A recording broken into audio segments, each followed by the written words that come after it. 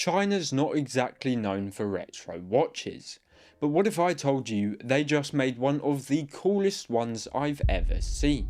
Integrated bracelet, slim vintage case, sapphire crystal and an in-house movement with actual finishing. And the price, way lower than you'd expect. So today we're taking a closer look to see if this really is retro done right.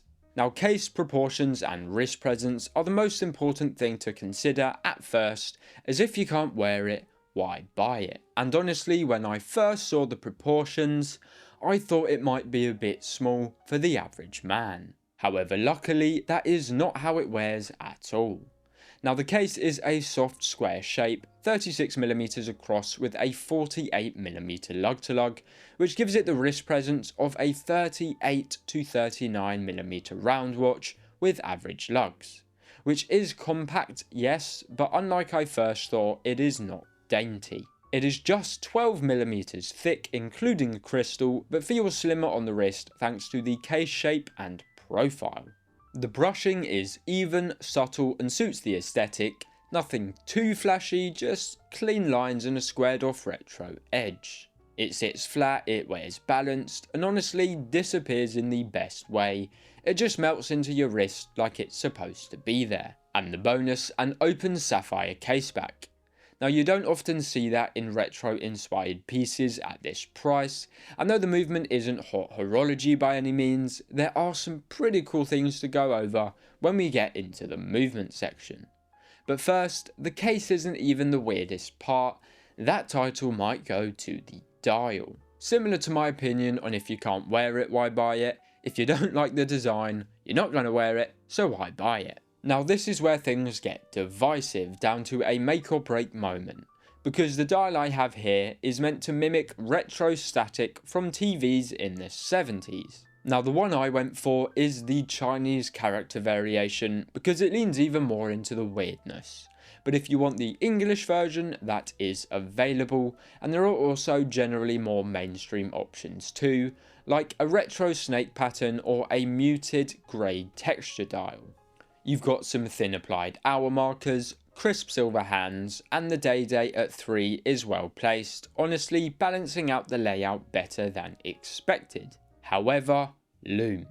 It is present, but it is minimal. It's just on the hands, and in fact it is so minimal that I couldn't even get my camera to pick it up, so I don't have a lume shot today. Moving on from that, however, the thing about this dial is it's a Marmite dial. You either love it or you hate it. And that's sort of what I love about the watch, that someone can look at it and have it grow on them over time, or look at it and hate it with the fiery passion of a million exploding suns. I think that's more interesting and it adds more to the general community. We don't all want a versatile daily diver with a black glossy dial or matte dial like a Submariner or an Oyster Perpetual or an Aquaterra. We don't all want the same thing. And this is something that's unique, that will stand out, and that people can argue about whether it's good or not, which makes it more fun to me, it makes it more interesting, and it makes it more conversational. So that weirdness, that funkiness behind the dial, kind of sets the tone for the whole watch along with the case shape, which I love. But then the bracelet brings us back to reality. And this is because visually, the bracelet nails the aesthetic, but there's a bit more to talk about than just visual here. Now, it is a folded link tapering stainless steel bracelet with pins instead of screws and end links that hug the watch case and maintain the retro look, although they don't exactly integrate perfectly. The brushing is solid, the design works well, but the finishing is just okay. Right, it's not standout, it's not great, it's just passable. No sharp chamfers, no polishing contrast, no nice sharp edgings, just passable. Now, where it stumbles most is in the feel, because the links are quite loose out of the box, and while that adds to comfort, it also makes the bracelet feel a little rattly or cheap in hand. In fact, this is going for a 70s look, and the bracelet is about the same quality as a vintage 70s bracelet. Also, the clasp is just basic and folded, not milled, and it has no toolless micro adjustment system either, just traditional pinholes. Now for daily wear, for something you just like the look of, for a display watch, this bracelet is passable. However, passable isn't always good enough, especially in today's industry for the watch world, when you have really affordable micro brands like Zelos, or even Chinese brands like San Martin, making incredible bracelets for a price range the same as this. So if you're picky about your bracelets, you like good quality ones, this isn't going to cut it for you. I would generally say this is where the watch would let you down most.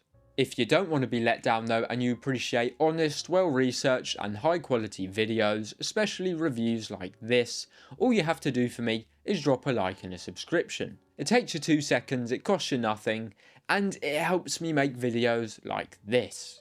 Now when you flip the watch, you get to see the movement, the technically in-house Seagull ST2100.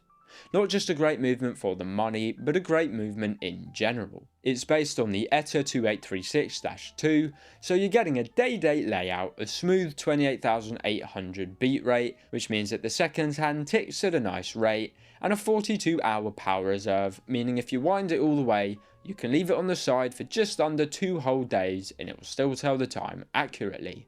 All of this in a thin, well-tested platform. But what makes it stand out here, what I wanted to say earlier, is the finishing. Geneva stripes on the rotor, light pelage underneath, and an open case back to actually show it off.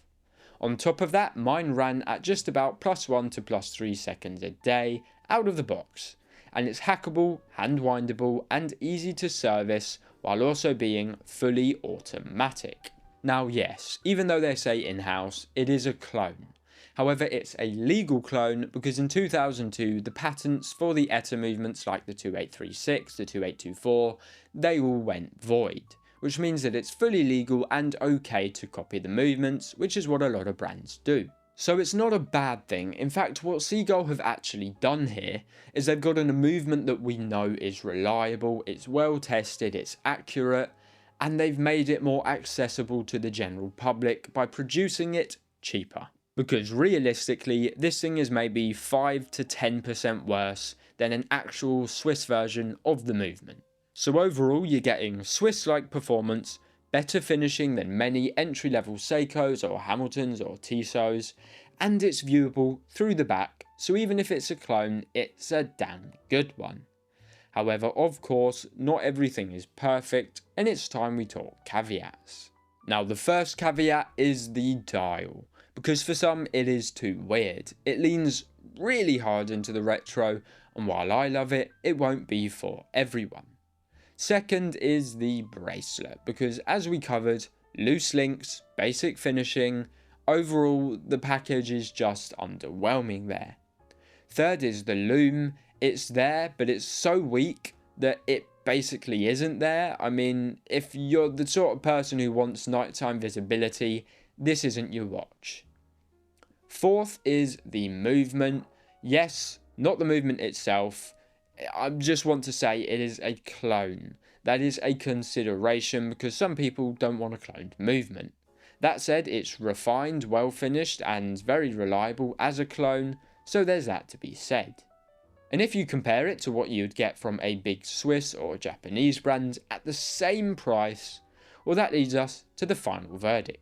Now, for £350 or just about $480, this thing offers some great specs like sapphire crystals. It offers an incredible movement for the money that rivals, if not beats out, the Japanese movements you get in this price range, and a cool retro design. Now, I will say, micro brands in this price range, they beat it out. Just objectively, they beat it out. However, Seagull is not a micro brand. In fact, if you didn't know, it's one of the biggest watch brands on earth in terms of sales volume and world popularity, just not in the Western world, generally in China and India and places like that in the East. So if we remove these incredible micro brands which can create more for less money, and we put them to the side and we only compare to other big name brands, this watch has industry standard finishing, above industry standard specifications, above industry standard in terms of movement, but below industry standard in terms of bracelet. So what is the actual verdict? Well, if you love retro design and you want something genuinely different and you don't mind a few quirks, this is for you. If you want clean, high-end finishing, strong lume and mainstream design, it might not be.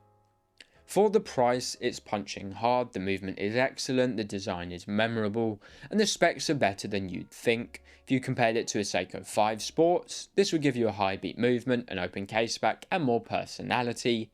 But just don't expect flawless execution. Because is it perfect? No.